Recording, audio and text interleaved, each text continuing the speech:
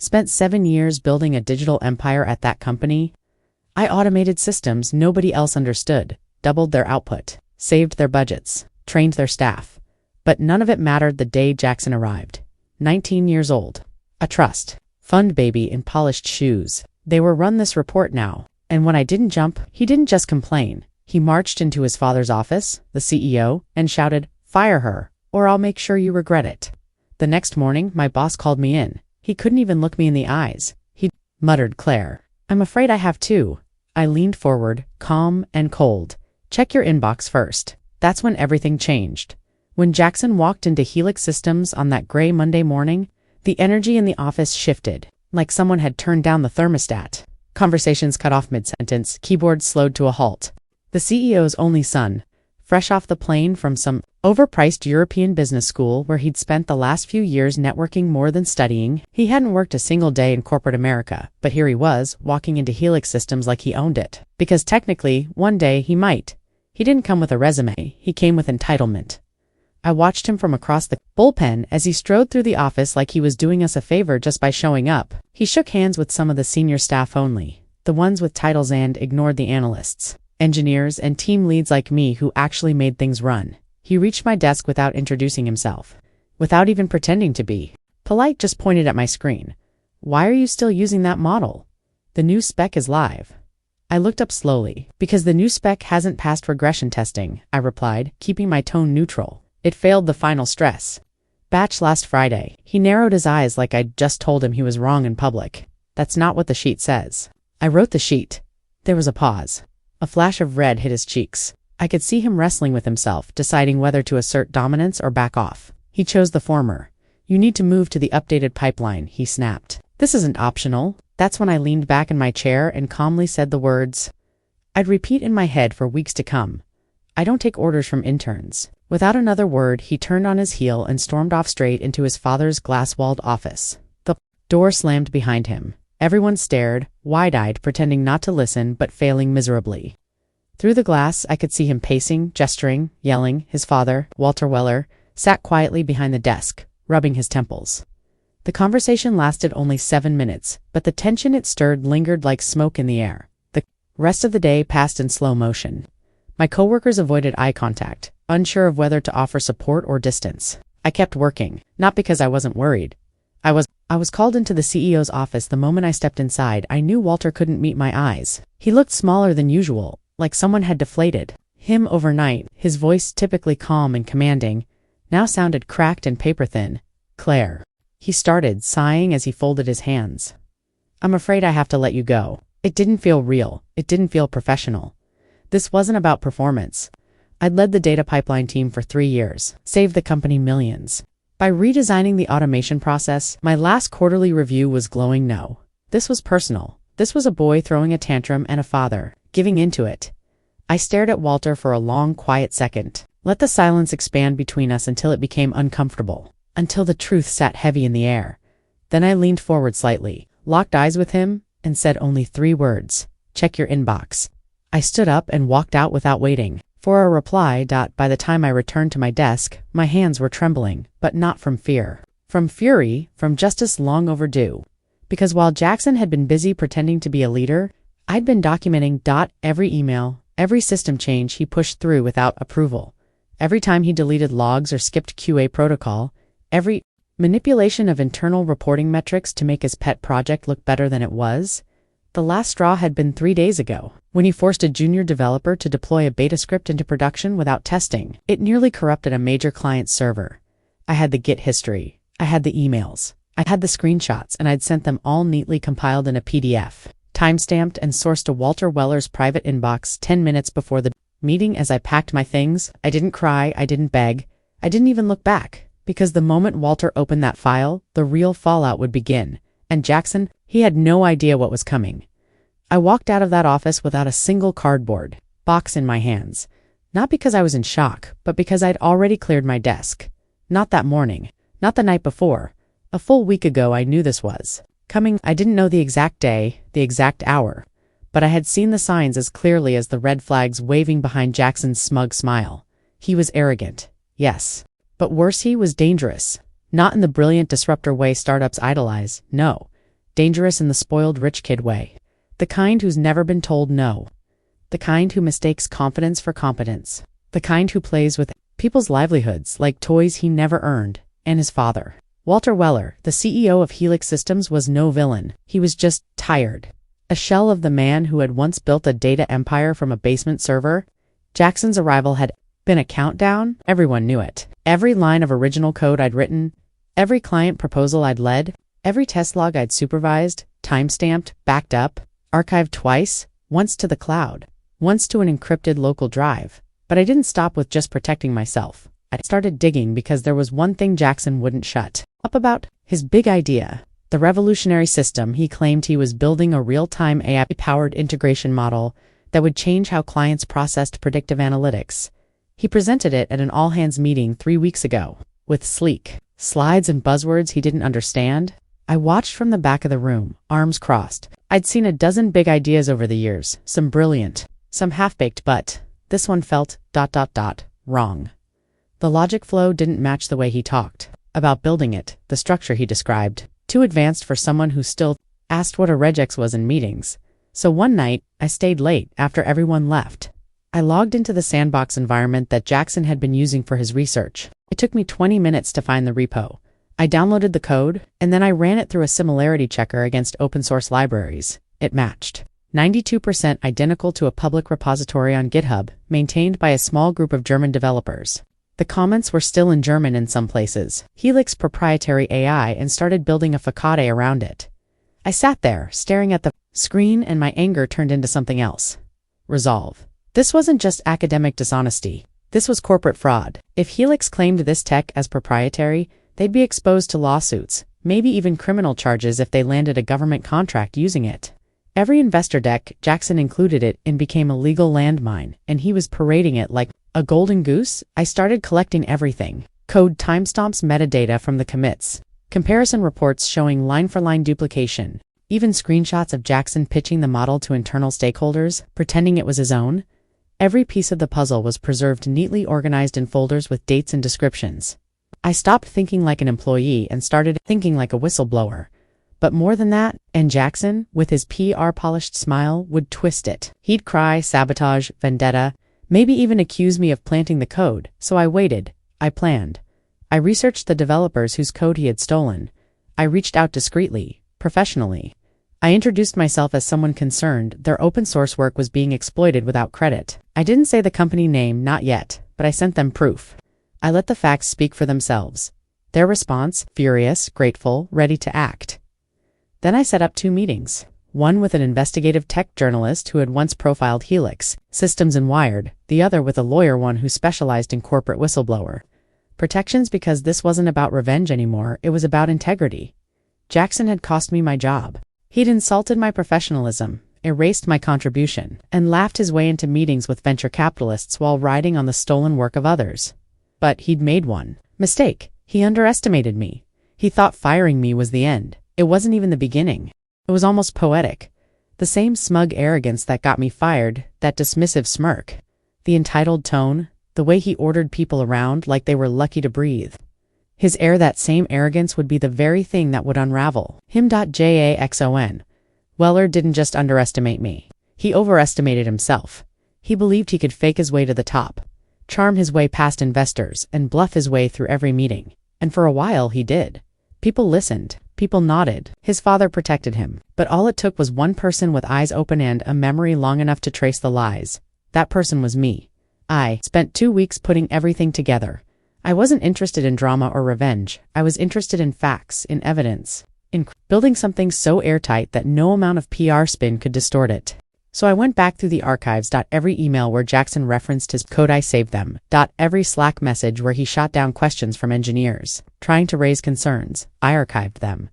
Every meeting note where he presented the AI system as proprietary, original, and revolutionary, I copied them. I wasn't just compiling a report. I was building a case, one piece at a time. I included the open source repository he copied from the original code, untouched. Timestamped a full year before Jackson ever stepped foot in Helix Systems. I laid out a side-by-side comparison of his Helix AI next to the open source project. Identical structure, identical function, identical comments, some even still in the original, German. Then I listed every internal document where Jackson referred to it as his own. I showed how he used the code to pitch investors, how he claimed they were months ahead of the competition, how he filed a provisional patent under the Helix name, something that could have exposed the company to a massive intellectual property lawsuit had it gone through. But the part that chilled even me was how deep the lie had gone. He had looped in senior executives, used his last name like a shield, bullied compliance officers into silence, promised bonuses to mid-level managers if they stayed loyal. There were layers upon layers of complicity, whether from fear, fatigue, or sheer denial, and I captured it all.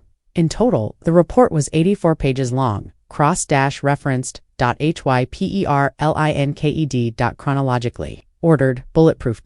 But I didn't send it too legal. That would have been too easy for Jackson's father to contain. Legal departments work in private. They bury things, settle things, make them disappear. I needed eyes on it that couldn't look away, so I sent it directly to the board of directors. All of them, no emotion, just the subject line. Urgent legal exposure risk, confidential report. Attached. I didn't add anything else. No explanations, no threats, just the report. As clinical and damning as a confession under oath. Then I waited.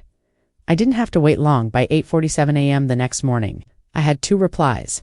One from a board member I'd never spoken to, Martin Ellis, a quiet former venture capitalist who now chaired the Risk Oversight Committee. His reply was just 3 words: "We need to talk." The second was from Yvette Green, the only female board member and the only one who'd ever made a point to speak to the engineering teams directly.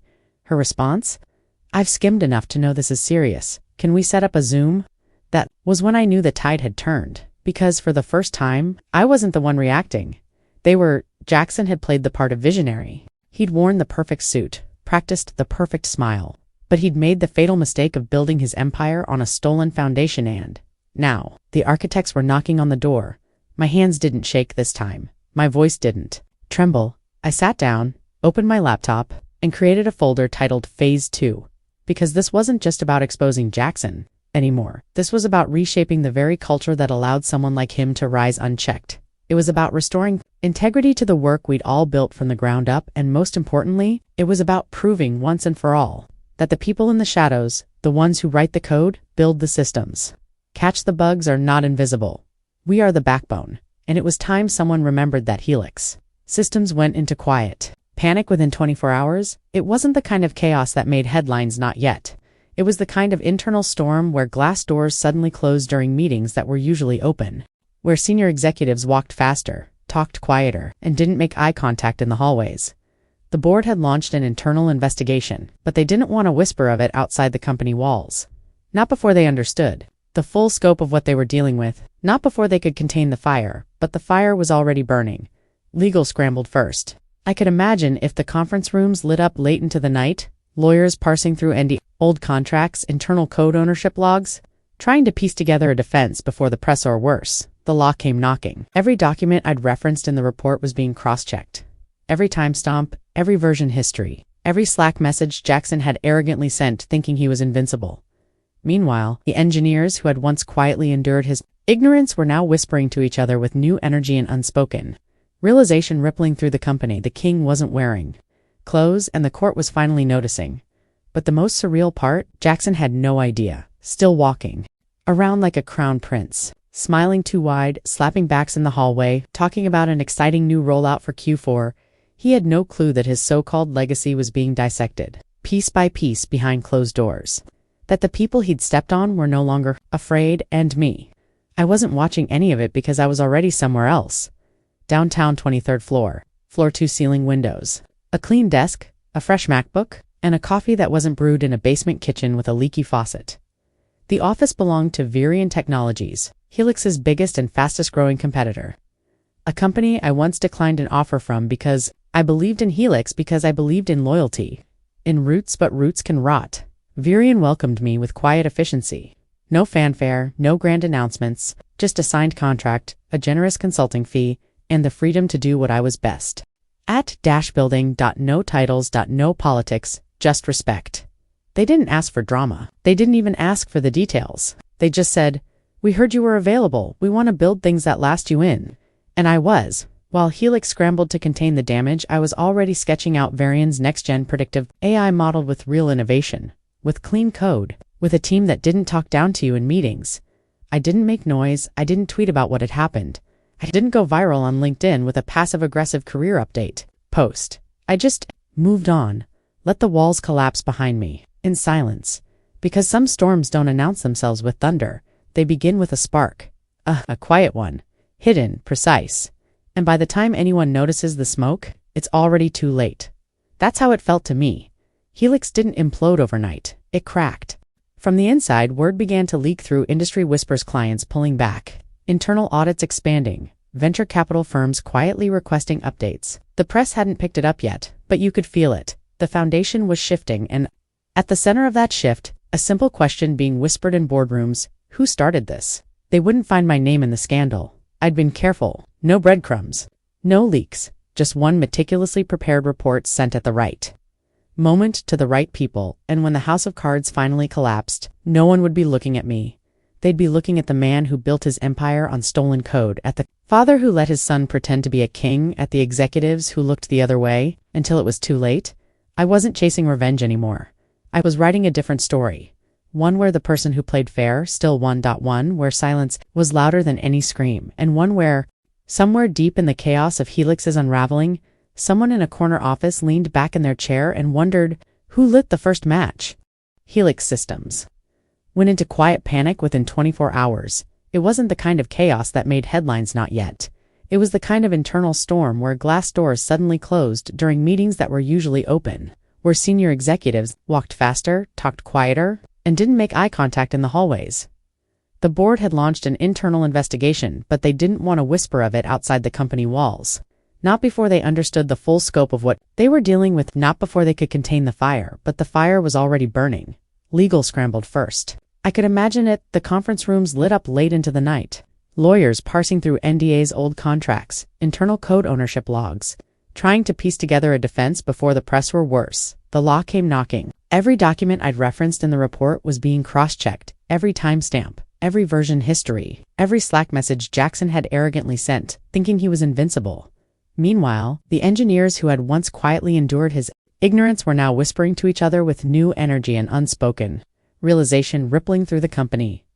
The king wasn't wearing clothes, and the court was finally noticing. But the most surreal part? Jackson had no idea. Still walking around like a crown prince, smiling too wide, slapping backs in the hallway, talking about an exciting new rollout for Q4. He had no clue that his so-called legacy was being dissected, piece by piece behind closed doors. That the people he'd stepped on were no longer afraid, and me. I wasn't watching any of it because I was already somewhere else. Downtown, 23rd floor, floor 2 ceiling windows, a clean desk, a fresh MacBook, and a coffee that wasn't brewed in a basement kitchen with a leaky faucet. The office belonged to Varian Technologies, Helix's biggest and fastest growing competitor, a company I once declined an offer from because I believed in Helix, because I believed in loyalty, in roots, but roots can rot. Varian welcomed me with quiet efficiency. No fanfare, no grand announcements, just a signed contract, a generous consulting fee, and the freedom to do what I was best at. Building. No titles, no politics, just respect. They didn't ask for drama. They didn't even ask for the details. They just said, "We heard you were available. We want to build things that last. You in?" And I was. While Helix scrambled to contain the damage, I was already sketching out Varian's next-gen predictive AI model with real innovation, with clean code, with a team that didn't talk down to you in meetings. I didn't make noise. I didn't tweet about what had happened. I didn't go viral on LinkedIn with a passive-aggressive career update post. I just moved on, let the walls collapse behind me, in silence, because some storms don't announce themselves with thunder. They begin with a spark, a quiet one, hidden, precise. And by the time anyone notices the smoke, it's already too late. That's how it felt to me. Helix didn't implode overnight. It cracked. From the inside, word began to leak through industry whispers, clients pulling back, internal audits expanding, venture capital firms quietly requesting updates. The press hadn't picked it up yet, but you could feel it. The foundation was shifting, and at the center of that shift, a simple question being whispered in boardrooms: who started this? They wouldn't find my name in the scandal. I'd been careful. No breadcrumbs, no leaks, just one meticulously prepared report sent at the right moment to the right people. And when the house of cards finally collapsed, no one would be looking at me. They'd be looking at the man who built his empire on stolen code, at the father who let his son pretend to be a king, at the executives who looked the other way. Until it was too late, I wasn't chasing revenge anymore. I was writing a different story. One where the person who played fair still won, one where silence was louder than any scream, and one where, somewhere deep in the chaos of Helix's unraveling, someone in a corner office leaned back in their chair and wondered, who lit the first match? 3 weeks after the fallout began unraveling Helix systems from the inside out, I received another email. It was from David Brenner, the company's chief operating officer, and the only person from Helix I still had a shred of respect for. Subject line: requesting a meeting to clear the air. He didn't say much more. No apologies, no explanations. Just a date, a time, and a location. Helix HQ, 10th floor. Same office. Same view of the harbor.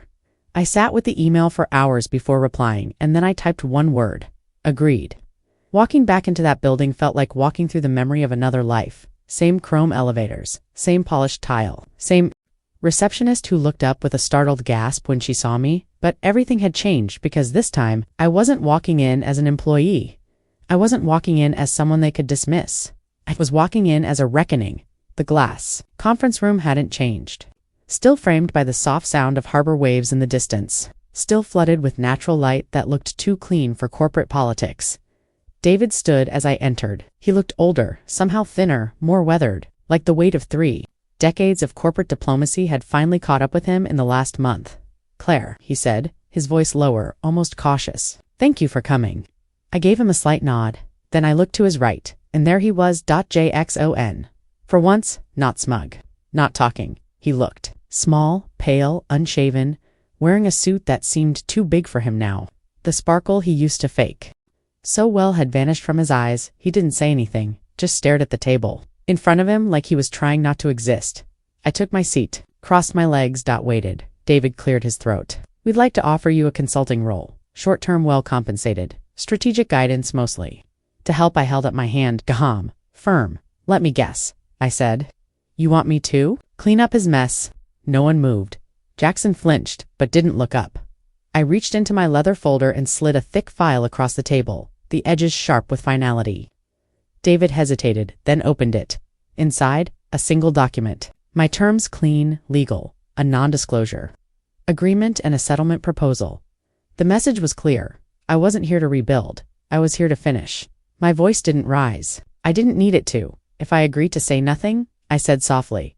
If I agreed to disappear and never speak to the press, never take a single interview, never share a single line of code. I leaned forward slightly, making sure he was really listening. You will compensate me in full. Retroactive pay, damages, stock options forfeited when I was wrongfully terminated. I glanced at Jackson, and he resigns. Publicly, no vague statements. No self-reflection sabbatical. He steps down clearly and unequivocally.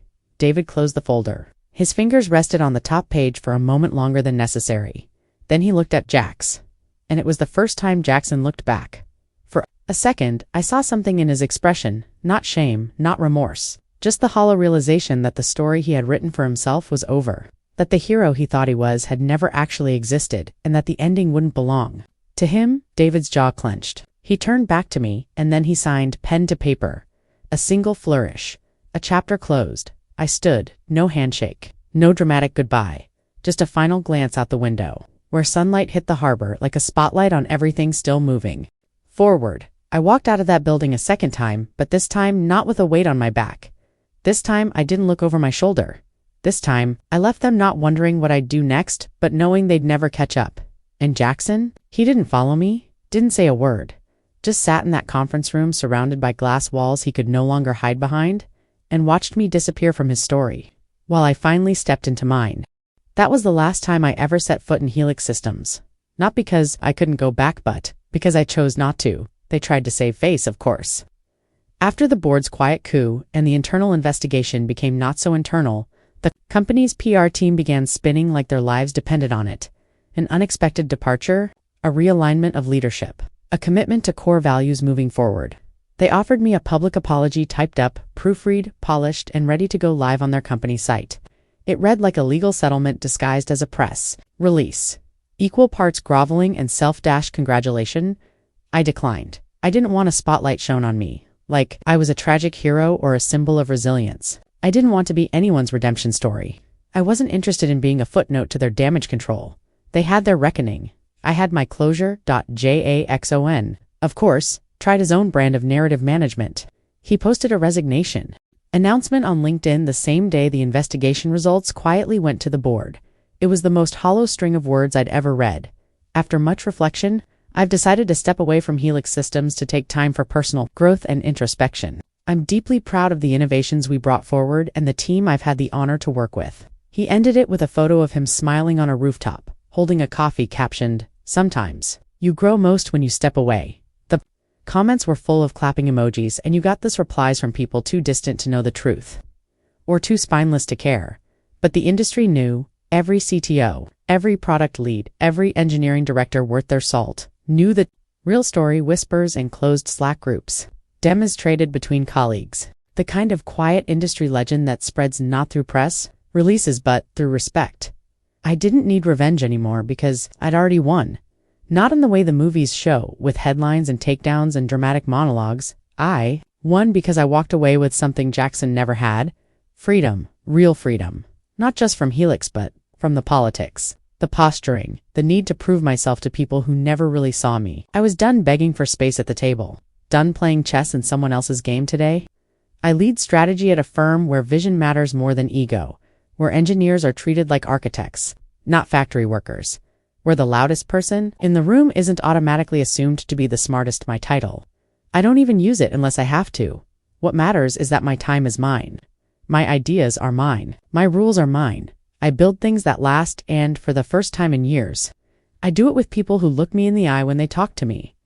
I once got a delivery of flowers to my office note card, just a familiar scent and a signature arrangement. I recognized immediately David, the only executive at Helix who ever tried to stand up for me before everything went south. He wasn't loud about it, but he had pulled me aside one afternoon and said, "What you're doing, it matters. Keep everything. Document everything. You're smart to prepare." He never took credit, never asked for anything, just watched, quietly from the sidelines and, when the dust settled, sent flowers. Jackson, on the other hand, he tried to connect with me on LinkedIn. No message, just the button.